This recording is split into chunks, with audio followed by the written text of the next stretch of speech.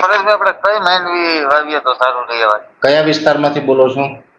જુનાગઢ જિલ્લો બાબરા. બાબરા માળી હાટીના? હા. ઓકે, અને વાવણીમાં વાવવાની છે કે અત્યારે ઓરવીને વાવી જ દેવી છે? નહીં, વાવણી વાવવાની છે.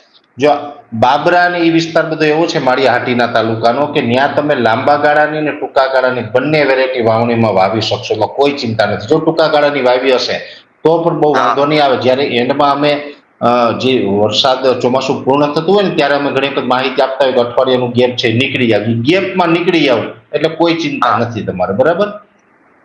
એટલે લાંબા ગાળાની ટૂંકા ગાળાની બે માંથી કોઈ પણ વેરાયટી તમે વાવી શકો. આપણે જીવીસ છે ને 38 છે. જી જી, હા હાલે કોઈ. જો જીવીસ છે ને એ 115 દિવસ આસપાસ લે છે. હા. પછી જમીન બહુ જોરવાળી હોય, દેશી ખાતર બહુ નાખતા હોય તો 2-5 દી વધારે લે, એમાં લાંબો ફેર ન પડે. દેશી ખાતર તો બહુ ભરી ગયેલ છે. આ તો એ 117-18 દી કે 20 દિવસ લે.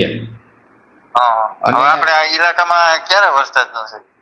બસ આ 15 જૂન આસપાસ એક રાઉન્ડ ને બીજો રાઉન્ડ 22 થી 25 જૂનમાં, 2 રાઉન્ડમાં આવશે. Okay okay. હા.